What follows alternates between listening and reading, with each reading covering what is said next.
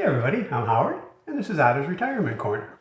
So there's a lot of talk going on about DOGE, or the Department of Government Efficiency, that's going to be run, or is already being run, by Elon Musk and Vivek Ramaswamy. And I apologize if I get the first name wrong. I've heard Vivek and Vivek, but I'm not purposely trying to screw that up. I'm just honestly not sure. So anyway, as it concerns us retirees or those close to retirees, what we're most concerned about is Social Security.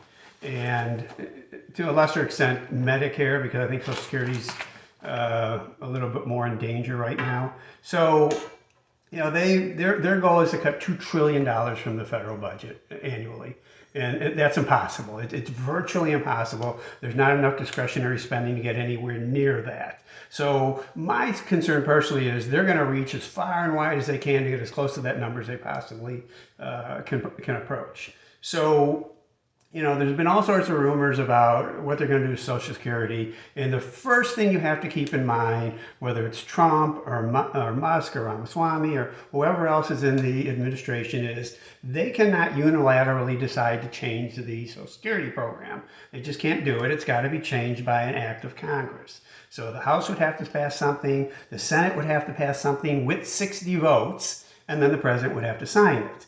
At this point, I don't know that there are enough Democrats in the Senate that would go along with the Republicans to give them that 60-vote majority that they need. So I'm not overly concerned that what they want to do will happen. What I am concerned about is the growing momentum to make changes like that, and whether it sweeps up Democrats at some point.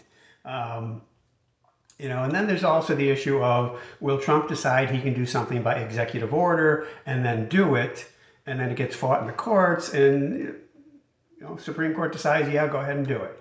I'm never going to say never, but here's the kind of thing I'm seeing, and this was a letter sent by the CATO Institute, which is I guess they describe themselves as libertarian, but they are far to the right, and they do have a lot of influence with Republican politicians and legislators. And they sent a report to DOGE. I have it here, dated December 28th, of what they think should be done to Social Security. And sadly, they've taken the line that a lot of, unfortunately, Republican senators and Congress people have taken of lying to us about what the program is and how it works, so that people will say, okay, yeah, this does need to be cut. So I'm going to just read a couple lines and some of their suggestions and tell you the things we have to worry about, because it is a concern. So, the first thing they say, in essence, the program operates like a Ponzi scheme, or a Ponzi scheme. I hear this and read this every single day. If you don't know the difference between a Ponzi scheme and Social Security, you don't understand how either program works. Yes, money from people paying in now is used to pay people getting benefits now, but it stops there. Ponzi scheme is an investment scheme intended to defraud investors by promising way out of market returns. It doesn't work anything at all like Social Security. So forget that. The fact they put it in here is what's troubling. They know that plays up to people who believe these things. So, the first thing they say is, the payroll tax would need to be immediately increased by 4.3 percentage points from 12.4% to 16.7% to cover the program's long-term funding shortfall, according to the CBO, Congressional Budget Office. The Social Security Administration says it would just need to be changed to 16%. So they're looking for a little higher change. And I'm not going to say they're looking for it. They're just saying that's what would need to be done. And I think they're using that as, instead of changing, burdening you people with this tax increase, here's some of the things we're talking about instead. So, now they said Social Security is a significant contributor to the U.S. fiscal imbalance. This is just simply not true. There's nothing to do between Social Security funding and government funding. Absolutely nothing. And I have to say this every month or every week. I'm going to say it. One has nothing to do with the other. All right, the government does not fund Social Security. We fund Social Security through payroll taxes.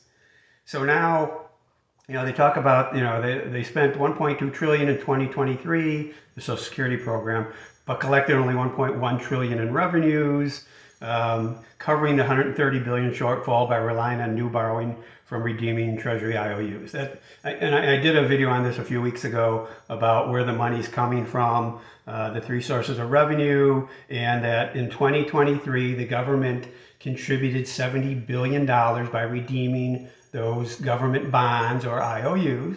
All bonds are IOUs, I'm not going to argue that. Not 130 billion, so they're purposely exaggerating. My guess is maybe they're including the 60 billion in interest to the 70 billion in redeeming treasury bonds. I'll give them that, maybe. All right. So, every dollar Social Security spends in excess of incoming payroll taxes and taxes on benefits adds to the federal debt. And that is not true. So let's say they need to give $130 billion to the Social Security Administration to cover benefits. What do? They go out and the Treasury sells bonds. What do they sell? $130 billion in bonds. They take that $130 billion and they give it to Social Security Administration. So what happens to the net debt? Zero, nothing.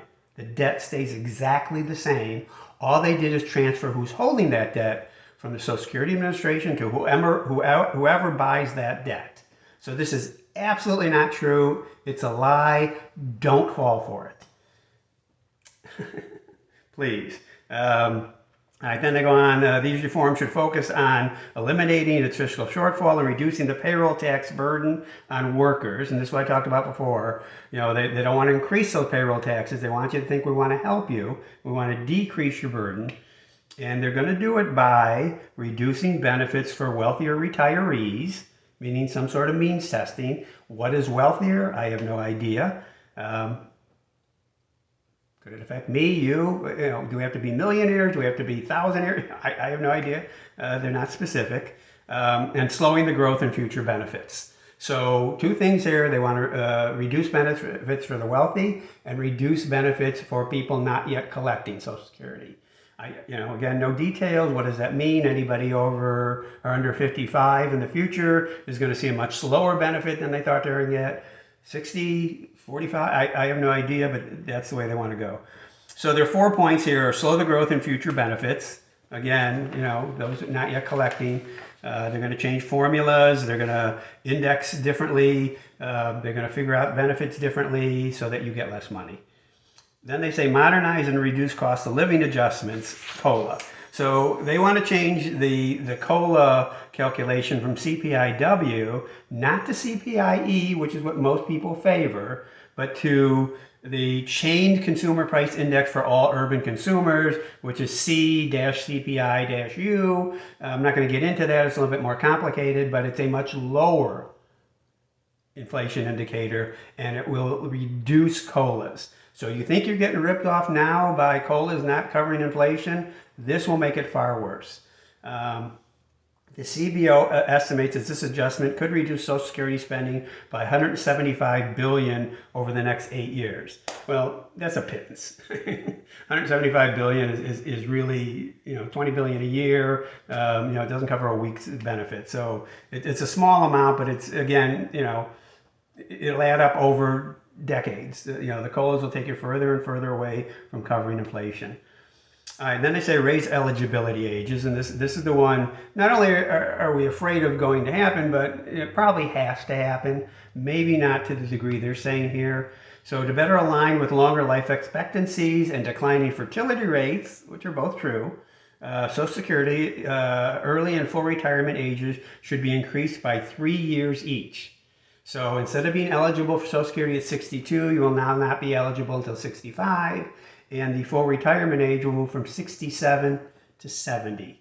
And it's estimated for each year they move that, you lose about 7% of your lifetime benefits. So this is crushing. But again, to save the program, they probably have to do something like this, but probably not as drastic as this. And they can combine it with other things. The Social Security Administration has a list of, like 50 things that could be done and how it could help the program. Maybe some combination. So their final recommendation is by transforming Social Security from an earnings-related scheme intended to replace income to a flat benefit scheme focused on poverty prevention. And what they're talking about here is changing the formula, taking money away from people who are not considered in poverty. And I don't know whether this means take it all away, take it partially away, but these are the scary things that Musk and Ramaswamy are reading and looking at and saying, okay, it's going to reinforce them. And I don't know how much they know about Social Security. I just don't.